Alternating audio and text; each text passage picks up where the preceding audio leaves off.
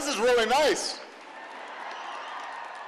I will be coming here more often.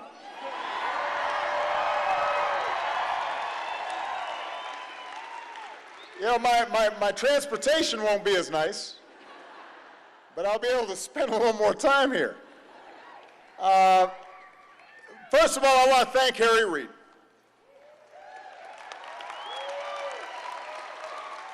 And because he's a captive audience, he doesn't actually like people talking about him, but he's stuck here, and so I'm going to talk about him for a second. You know, Harry grew up in a town that didn't have much. No high school, no doctor's office. Searchlight sure didn't have much grass to mow or many trees to climb. It didn't look like this. So when Harry discovered a lush desert oasis down the road called Paiute Spring, he fell in love. And when Harry met Landra, the love of his life, he couldn't wait to take her there. But when he got to the green spring that Harry remembered, he was devastated to see that the place had been trashed. And that day, Harry became an environmentalist. And he's been working hard ever since to preserve the natural gifts of Nevada and these United States of America.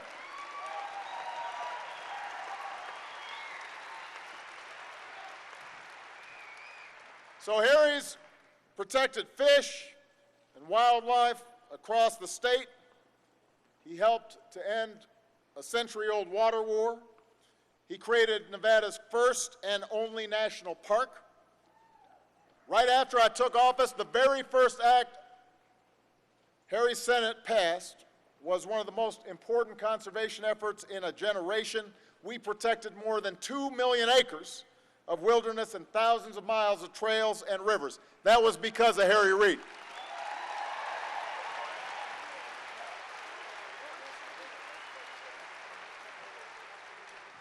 Last summer, thanks to Harry Reid's leadership, we protected more than 700,000 acres of mountains and valleys right here in Nevada, establishing the Basin and Range National Monument. 2 decades ago, the senator from Searchlight trained a national spotlight right here on Lake Tahoe. And as he prepares to ride off into the sunset, although I don't want him getting on a horse, this 20th anniversary summit proves that the light Harry lit shines as bright as ever.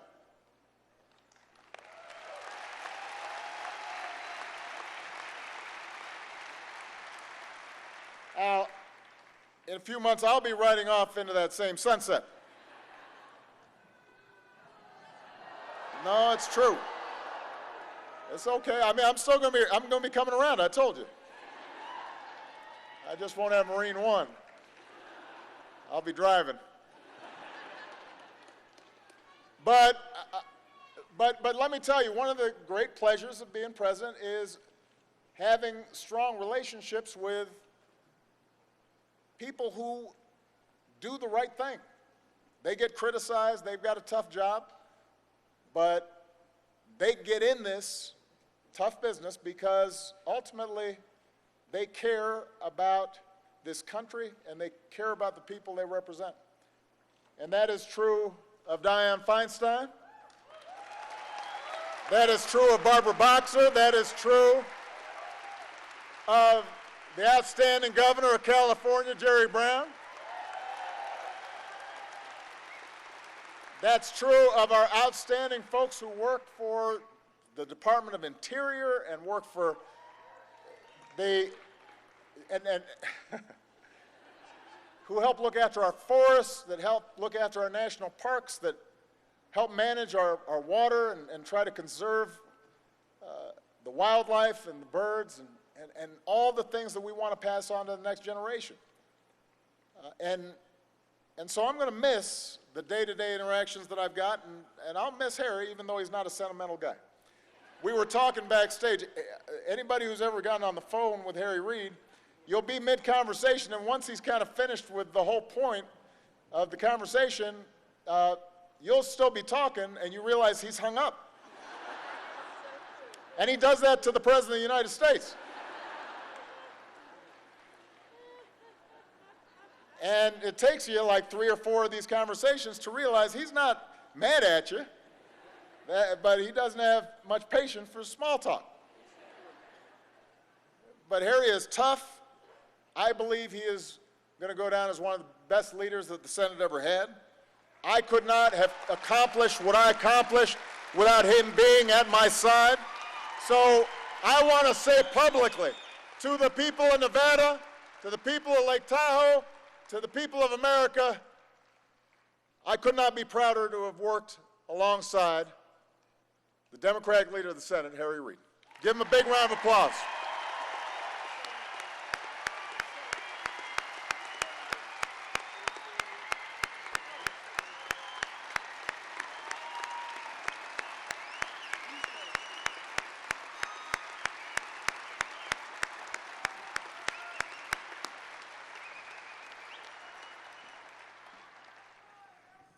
So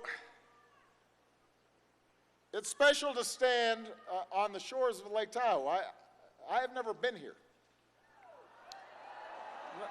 No, it's not like I didn't want to come. Nobody invited me. I didn't know if I had a place to stay.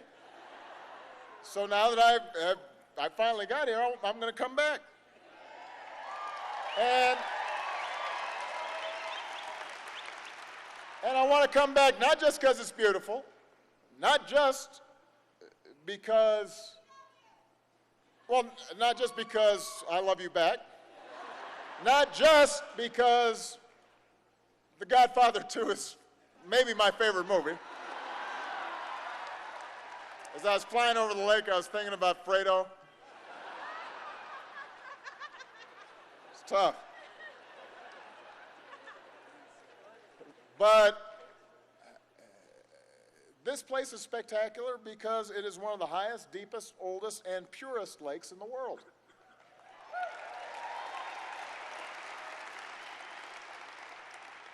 It's been written that the lake's waters were once so clear that when you were out on a boat, you felt like you were floating in a balloon. Unless you were Fredo.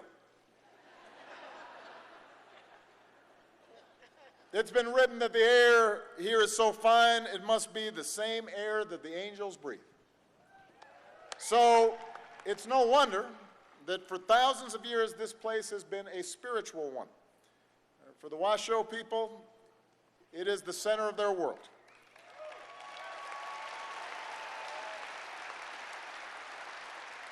And just as this space is sacred to Native Americans, it should be sacred to all Americans. And that's why we're here, to protect this special, pristine place, to keep these waters crystal clear, to keep the air as pure as the heavens, to keep alive Tahoe's spirit, and to keep faith with this truth, that the challenges of conservation and combating climate change are connected. They're linked. Now, okay. I'm sorry, I got you, okay. I got you. Thank you. That's a great banner. I'm about to talk about it though, so you're interrupting me. Now, I was going to talk about climate change and why it's so important. You know, we tend to think of climate change as if it's something that's just happening out there that we don't have control over. But the fact is that it is man-made. It's not we think it's man-made. It's not we guess it's man-made. It's not a lot of people are saying it's man-made. It's not I'm not a scientist, so I don't know. You don't have to be a scientist. You have to read or listen to scientists to know that the overwhelming body of scientific evidence shows us that climate change is caused by human activity. And when we protect our lands, it helps us protect the climate for the future.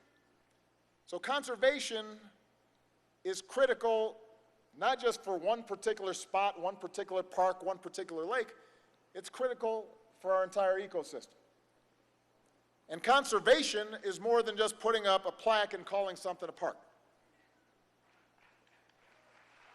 We embrace conservation because healthy and diverse lands and waters help us build resilience to climate change. We do it to free more of our communities and plants and animals and species from wildfires and droughts and displacement. We do it because when most of the 4.5 million people who come to Lake Tahoe every year are tourists, economies like this one live or die by the health of our natural resources.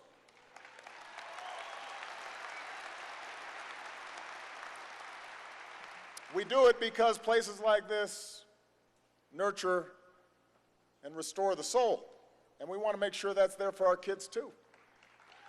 Now, as a former Washoe tribe leader once said, the health of the land and the health of the people are tied together. And what happens to the land also happens to the people. So that's why we've worked so hard. Everybody on this stage, Harry's leadership, the work we've done in our administration to preserve treasures like this for future generations. And we've proven that the choice between our environment, our economy, and our health is a false one. We've got to strengthen all of them together. In the 20 years since President Clinton and Senator Reid started this summit, federal, state, and local leaders have worked together to restore wetlands and habitats, improve roads, reduce pollution, prevent wildfires. And that last point is especially important because of the severe drought that all of you know and you can see with your own eyes. A single wildfire in a dangerously flammable Lake Tahoe basin could cause enough erosion to erase decades of progress when it comes to water quality.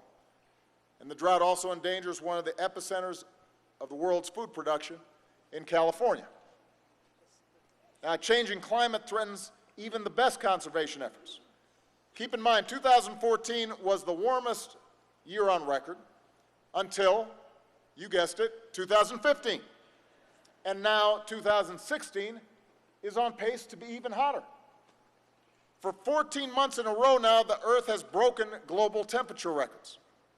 Lake Tahoe's average temperature is rising at its fastest rate ever, and its temperature is the warmest on record.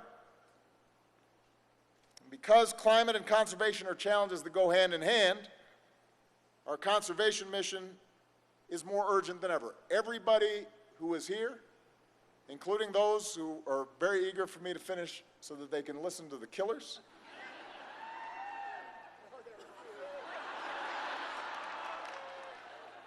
I've only got a few more pages. Our conservation effort is more critical, more urgent than ever. And we made this a priority from day one. We, as Harry mentioned, protected more acres of public lands and water than any administration in history. Now,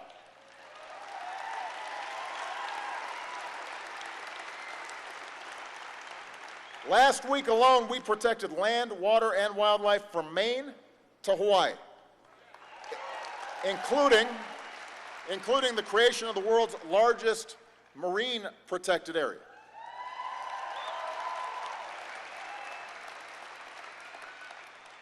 And, apropos of that young lady's sign, we've been working on climate change on every front. We've worked to generate more clean energy, use less dirty energy, waste less energy overall. In my first months in office, Harry helped America make the single largest investment in renewable energy in our history. Dianne Feinstein, Barbara Boxer have been at the forefront of this. Jerry Brown's been doing incredible legislative work in his state. These investments have helped drive down the cost of clean power, so it's finally cheaper than dirty power in a lot of places. It helps us multiply wind power threefold, solar power more than 30-fold. It's created tens of thousands of good jobs. It's adding to paychecks, subtracting from energy bills. It's been the smart and right thing to do.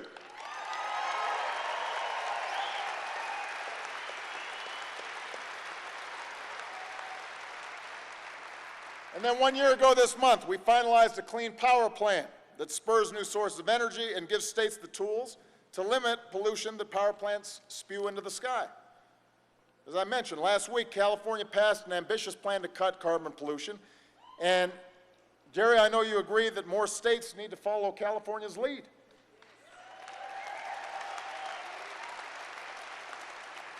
On a national level, we've enacted tough fuel economy standards for cars, which means you're going to be able to drive further on a gallon of gas. It's going to save you your pocketbook and save the environment. We followed that up with the first ever standards for commercial trucks, vans, and buses. And as a consequence, during the first half of this year, carbon pollution hit its lowest level in a quarter century. And by the way, during the same time, we've had the longest streak of job creation on record. The auto industry is booming. There is no contradiction between being smart on the environment and having a strong economy, and we got to keep it going.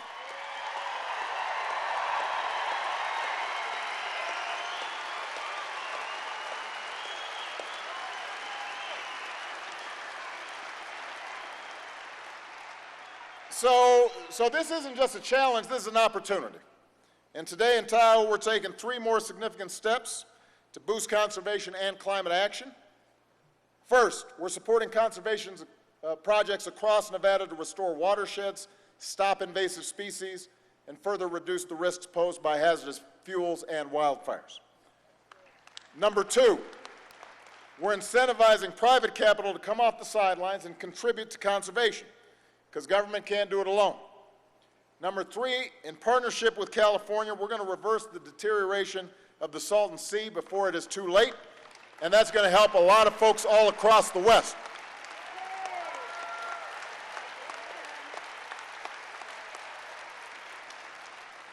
So we're busy.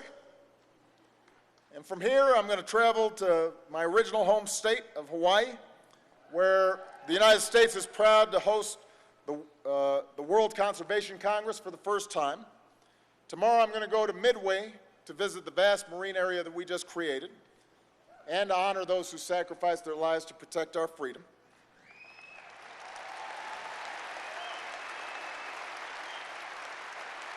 Then I head to China, with whom we've partnered as the world's 2 largest economies and 2 largest carbon emitters, to set historic climate targets that are going to lead the rest of the world to a cleaner, more secure future.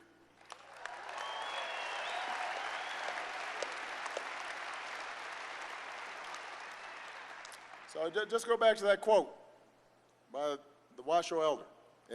What happens to the land also happens to the people. I've made it a priority in my presidency to protect the natural resource we inherited, because we shouldn't be the last to enjoy them. Just as the health of the land and the people are tied together, just as climate and conservation are tied together, we share a sacred connection with those who are going to follow us. I think about my 2 daughters. I think about Harry's 19 grandchildren. That's a lot of grandkids. The future generations who deserve clear water and clean air that will sustain their bodies and sustain their souls. Jewels like Lake Tahoe. And it's not going to happen without hard work. It sure is not going to happen if we pretend a snowball in winter means nothing's wrong. It's not going to happen if we boast about how we're going to scrap international treaties or have elected officials who are alone in the world in denying climate change, or put our energy and environmental policies in the hands of big polluters. It's not going to happen if we just pay lip service to conservation but then refuse to do what's needed. You know, when scientists first told us that our planet was changing because of human activity, it was received as a bombshell, but in a way, we shouldn't have been surprised. The most important changes are always the changes made by us. And the fact that we've been able to grow our clean energy economy proves that we have agency, we've got power. Diminishing carbon pollution proves we can do something about it. Our healing of Lake Tahoe proves it's within our power to pass on the incredible bounty of this country to a next generation. Our work isn't done, and so after I leave office and Harry leaves office and Barbara's, she's going to be right alongside us on a slightly smaller horse because she's got to get up on top of it. After we've all left office, the charge to continue to make positive change is going to be in all of our hands as citizens. I always say the most important office in a democracy is the office of citizen. Change happens because of you. Don't forget that. Thank you. God bless you. God bless the United States of America.